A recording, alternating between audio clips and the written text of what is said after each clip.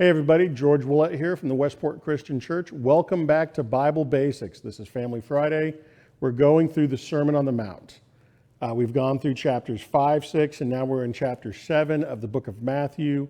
This famous sermon that Jesus gave. It's so famous because, Jesus is teaching us about the kingdom of heaven, what it's like and what it's like to be a citizen of the kingdom of heaven.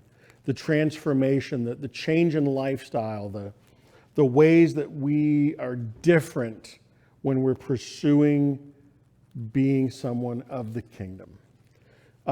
In chapter 7, I've tried to kind of divide this a little bit more and take it in shorter chunks because I want us to really think about what Jesus is doing. We've spent the last 2 weeks talking about judging. That Christians are called to judge. I mean, we're not when he says, do not judge unless you also will be judged. He's not saying to Christians, don't judge other people, which is what the culture wants to say to Christians whenever we comment on anything. He's saying, don't be hypocritical in your judgments. Don't ignore your failings and your sin and your struggles and your problems and then go and attack other people. But take care of the issues in your life and then go help your brother take the speck out of his eye. That's okay. That's good to judge in that way, with the same expectations for myself as I have for other people, the same idea that I want to reconcile people back to God, that I want people to be good kingdom citizens if they're believers, like I would want people to help me become a good kingdom citizen. So then, as soon as he finishes this idea in the first 5 verses about judging and don't judge hypocritically and how to take care of yourself before you take care of others, he says this. Do not give what is holy to dogs, and do not throw your pearls before swine, or they will trample them under their feet and turn and tear you to pieces. This seems like such a weird thing to say. And some people have gotten offended because, is Jesus calling people dogs and pigs here?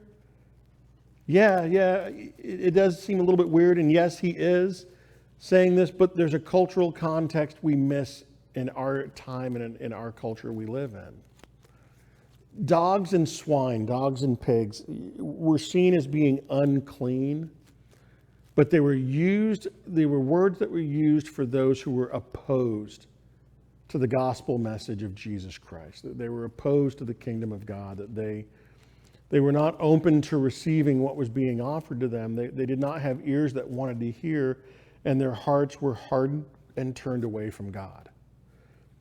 And Jesus is saying, listen, this whole idea of discernment.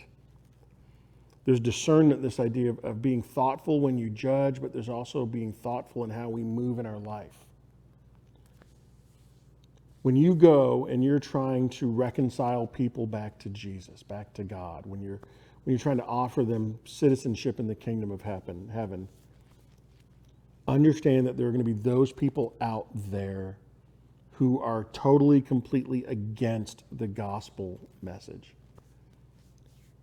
And we do not spend our time trying to argue people, convince people, trick people, or force people into the kingdom of God.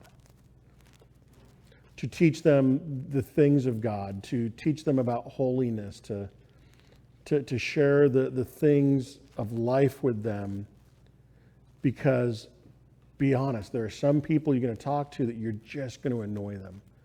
And I have family members like this. I've had friends like this. I remember when I first came to Christ and I was in this relationship with Jesus, and I was so amazed at the grace and the glory and the love of God. And I was still hanging with some of my non-believing friends. And they would try to get points off me. They would say things that were just factually untrue about the Bible. They would talk about how stupid my faith was and in a myth, and all this stuff is made up and man-made. And I would simply start saying, well, that's not true. Here's the evidence for the Bible. And that's not true. The Council of Nicaea did not do any of this stuff. We've got records of what they talked about, and they were not making stuff up. And one guy in particular got really, really angry. And he is like, if you don't stop with this God stuff, if you don't shut up, I'm going to punch you. Dogs and swine. There was nothing good about those conversations. There was nothing that was uplifting. I'd given the gospel message they had heard, and they did not need to be hit over the head with the Bible, especially this guy. So understand that there is a time when we present the gospel and it's not being received, and we need to move on. There's an apologist. His name is Frank Turek. He teaches all the evidence for faith.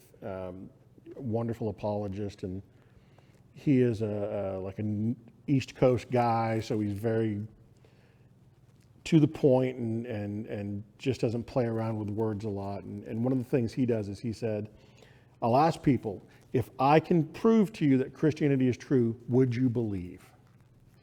And if the person says no, even if you prove it, I'm not going to believe, or if they hesitate, he's like, it is not worth the time and the energy after doing this for decades, after talking to thousands and thousands and thousands of people.